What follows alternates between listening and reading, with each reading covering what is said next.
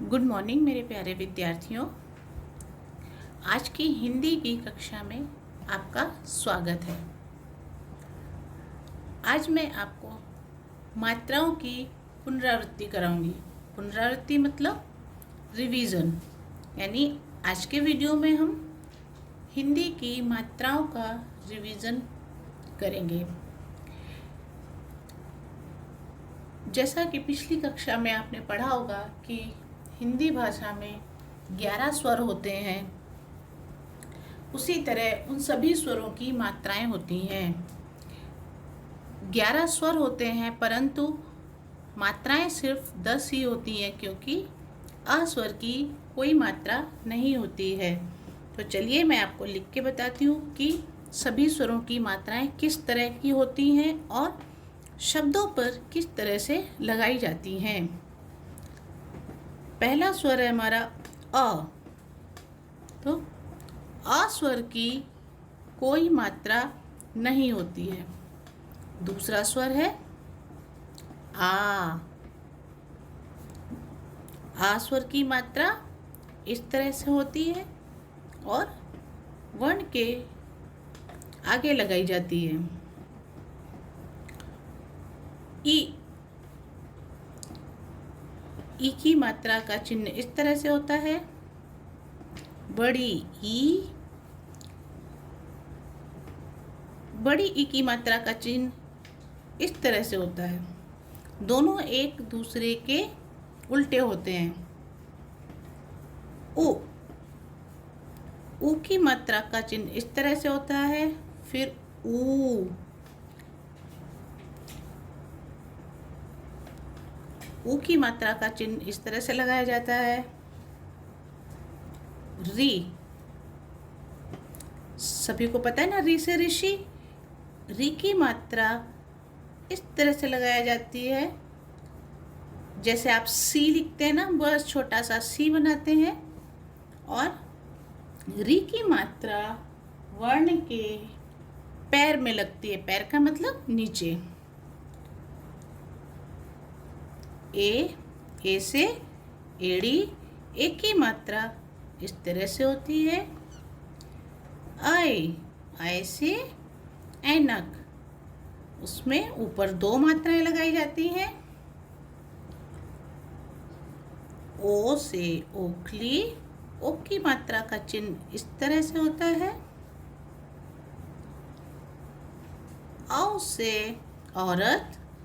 औ की मात्रा का चिन्ह इस तरह से होता है। तो देखो, पूरी 10 मात्राएं हुई, क्योंकि स्वर 11 है पर मात्राएं 10 हैं। क्योंकि आ स्वर की कोई मात्रा नहीं होती है, इसीलिए मात्राओं की संख्या 10 रह जाती है। अब हम देखते हैं इनसे शब्द किस तरह से बनता है। जैसे आ की मात्रा इस तरह है, पर जब हम शब्द लिखते हैं तो हम इसकी मात्रा का प्रयोग किस तरह से करते हैं। आ में आ की कोई मात्रा नहीं होती है, परंतु वो सभी व्यंजन के साथ मिला हुआ होता है।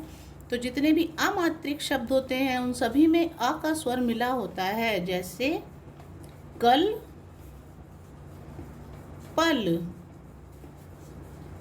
जल, ये सभी अमात्रिक शब्द हैं, यानी इनमें कोई मात्रा नहीं है, परंतु आ स्वर सभी में मिला हुआ है।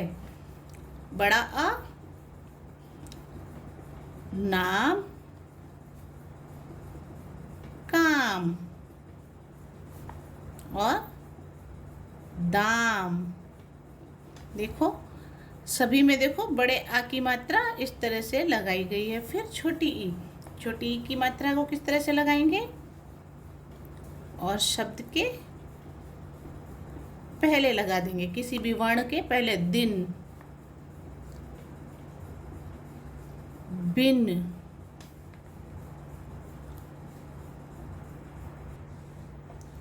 और पिन। फिर बड़ी ई की मात्रा को हम देखते हैं किस तरह से लगाते हैं। तीन, बीन और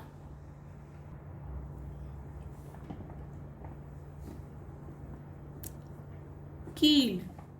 अब छोटे ऊ की मात्रा देखते लगा के, घुंघरू,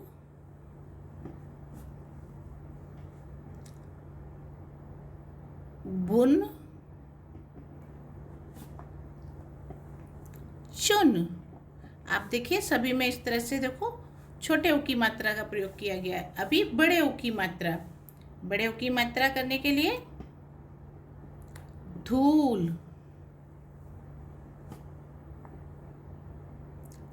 फूल और भूल। उसके बाद आती है री की मात्रा, ग्रह, मृग, घृत। देखिए सभी की मात्रा शब्द के वर्ण के पैर में लगाई गई है। अभी ए की मात्रा, ए की मात्रा को हम किस तरह से लगाएंगे? सेब, जेब और मेज। ए की मात्रा सैनिक,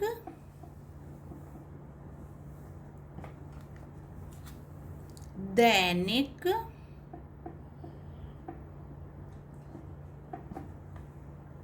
नैतिक।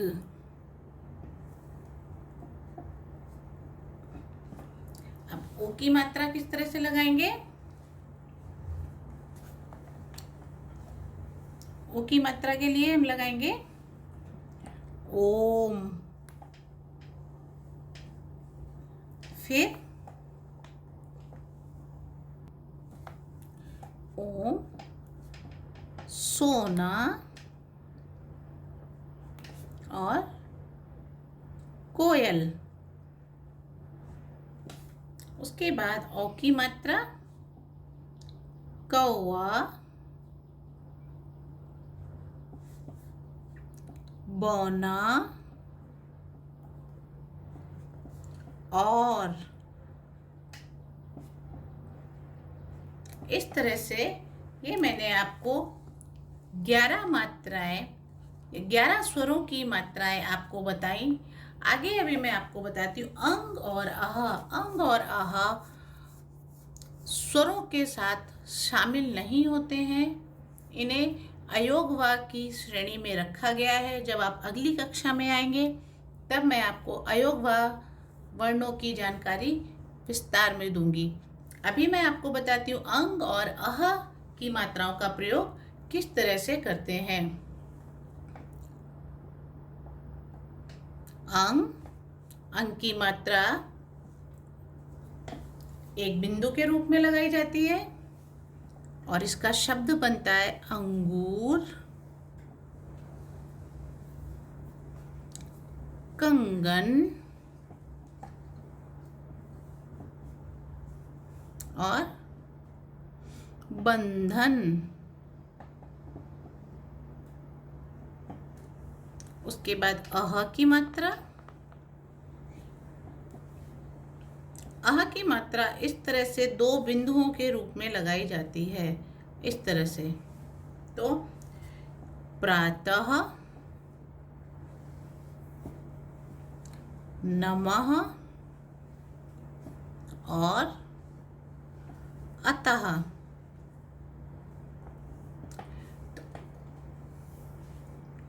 मेरे प्यारे विद्यार्थियों, आज मैंने आपको मात्राओं का रिवीजन बताया है।